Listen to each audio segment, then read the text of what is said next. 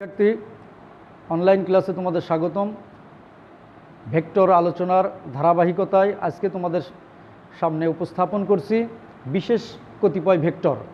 এই ভেক্টরগুলো সম্পর্কে তোমাদের যথেষ্ট জ্ঞান থাকা উচিত এই চ্যাপ্টারের ব্যাখ্যা এবং নানান সমস্যা সমাধানের জন্যে। বিষয়টি আলোচনা করছি আমি মোহাম্মদ আব্দুল গফুর, প্রভাষক পদার্থবিজ্ঞান, doctor Abdur Razzak municipal college.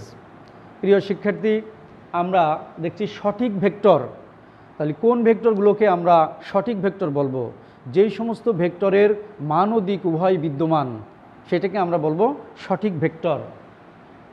স্বাধীন ভেক্টর, স্বাধীন ভেক্টরটা কি? যে ভেক্টরের পাদবিন্দু ইচ্ছামতো নির্ধারণ করা যায়। অর্থাৎ আমরা একটা ভেক্টরকে রেখাচিত্রের সাহায্যে যখন দেখাই তখন তো তার একটা পাদবিন্দু থাকে, যেটা আমরা দেখাচ্ছি এ, এবং শীর্ষবিন্দু আছে বি। এই ভেক্টরটিকে যদি আমরা পি দিয়ে নির্দেশ করি তাহলে এ বি সমান সমান পি। এই ক্ষেত্রে এ বিন্দু যদি আমরা ইচ্ছামতো যে কোনো জায়গায় ধরতে পারি তাহলে এই এ বি অর্থাৎ পি ভেক্টরটি একটি স্বাধীন ভেক্টর হবে। ঠিক আছে, আমরা এখন আলোচনা করব সীমাবদ্ধ ভেক্টর। সীমাবদ্ধ ভেক্টর, এখন কোনো ভেক্টরের যদি পাদবিন্দু পূর্ব থেকেই নির্দেশ করা থাকে বা নির্দিষ্ট করা থাকে তাহলে সেটাকে আমরা বলবো সীমাবদ্ধ ভেক্টর। যেমন আমরা এখানে একটি কাঠামো খেয়াল করি, যেটি 2 ডাইমেনশনাল একটা ফ্রেম ও মূলবিন্দু। অর্থাৎ এই ক্ষেত্রে যদি আমরা একটি ভেক্টরকে এইভাবে দেখাই, ওপি দ্যাট ইজ এ, ওপি সমান সমান এ ভেক্টর। এ ভেক্টরের পাদবিন্দু অবশ্যই মূল বিন্দুতে পূর্ব নির্ধারিত অর্থাৎ সুনির্দিষ্ট, তাই ওপি সমান এ ভেক্টরটি একটি সীমাবদ্ধ ভেক্টর। শূন্য ভেক্টর, এবারের আলোচনা শূন্য ভেক্টর। তাহলে আমরা শূন্য ভেক্টর বলতে কি বুঝি? কোনো একটা ভেক্টরের মান যদি শূন্য হয় তাহলে সেটাকে আমরা বলবো শূন্য ভেক্টর। প্রিয় শিক্ষার্থী, এই শূন্য ভেক্টরের বেশ তাৎপর্য আছে। শূন্য ভেক্টরটা আসলে যে ভেক্টরের পাদবিন্দু এবং শীর্ষবিন্দু একই হয়ে যায়, অর্থাৎ একটা বিন্দুর সমান হয়ে যায়, শুধুমাত্র অবস্থান থাকে, তাহলে সেইটা হয়েছে নাল ভেক্টর বা শূন্য ভেক্টর। এটা কি হয়? সমজাতীয় দুটি ভেক্টরের বিয়োগফলের যে রেজাল্ট সেটাও একটা ভেক্টর রাশি হবে, তো সেটাকে আমরা শূন্য দিয়ে প্রকাশ করি। এটা আমরা এইভাবে দেখাইতে পারি যে ও একটি নির্দিষ্ট বিন্দু, এখানে ও পি এ একটি ভেক্টর, ঠিক অপোজিট দিক থেকে ও কিউ এটা বি একটি ভেক্টর, যেখানে এ এবং বি এর মান সমান। সেই ক্ষেত্রে এই দুইটার বিয়োগফল অর্থাৎ ও বিন্দুতে যেটাকে আমরা দেখাচ্ছি এটি হবে নাল ভেক্টর বা শূন্য ভেক্টর। তাহলে শূন্য ভেক্টর দেখো, শূন্য ভেক্টর যার মান শূন্য, অর্থাৎ এই যে শূন্য ভেক্টরকে আমরা দেখাচ্ছি এইটা সমান শূন্য। নাল ভেক্টর অর্থাৎ আমরা দেখছি যে দুটি ভেক্টরের মান যদি সমান হয় এবং বিপরীত দিকে ক্রিয়াশীল হয় তাহলে তাদের রেজাল্ট হবে নাল ভেক্টর বা শূন্য ভেক্টর। এখন আমরা আলোচনায় আনব সমভেক্টর অর্থাৎ সমান ভেক্টর। দুটি ভেক্টরের মান যদি সমান হয় এবং একই দিকে ক্রিয়াশীল হয় সেক্ষেত্রে ভেক্টর দুটিকে আমরা বলবো সমভেক্টর।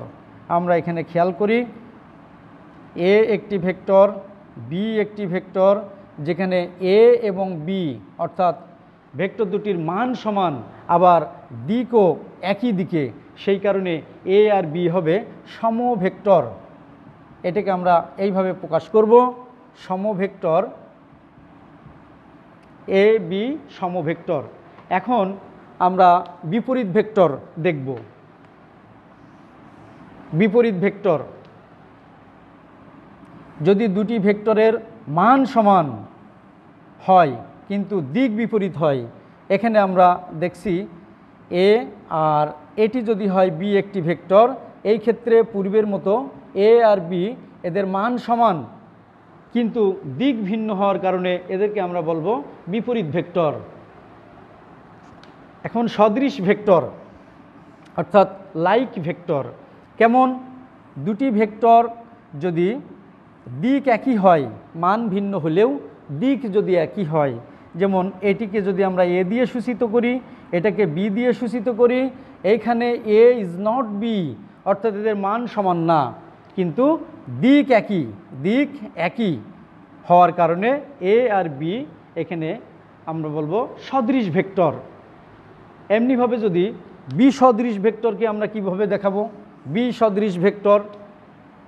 সদৃশ ভেক্টর এখানে মান ভিন্ন আবার দিকও ভিন্ন।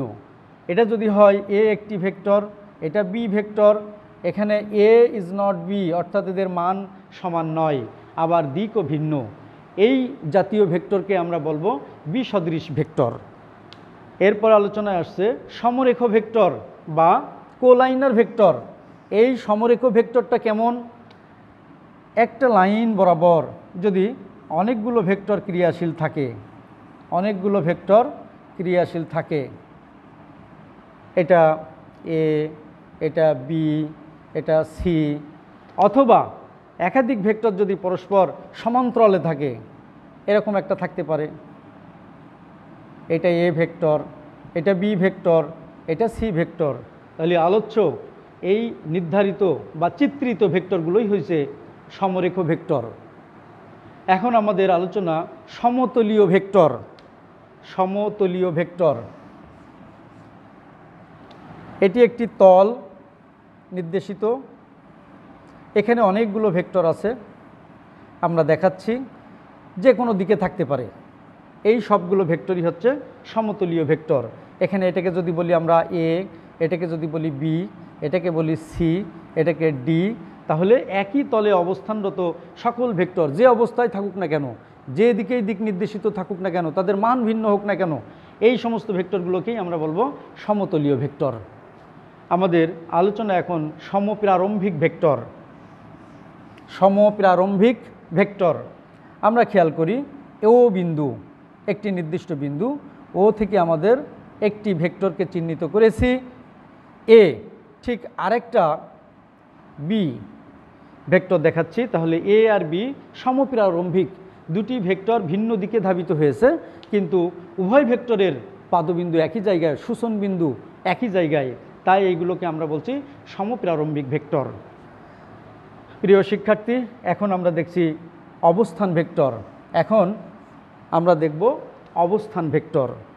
অবস্থান ভেক্টর কাকে বলে?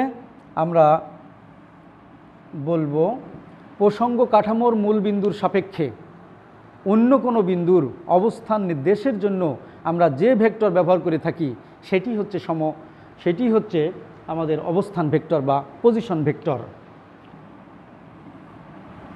এখানে আমরা চিত্রে দেখি, এটা এক্স অক্ষ, এটা ওয়াই অক্ষ, এখানে পি অফ এক্স ওয়াই যদি স্থানাঙ্ক থাকে, এইটা যদি হয় আর, এক্ষেত্রে ওপি সমান আর, এটি একটি অবস্থান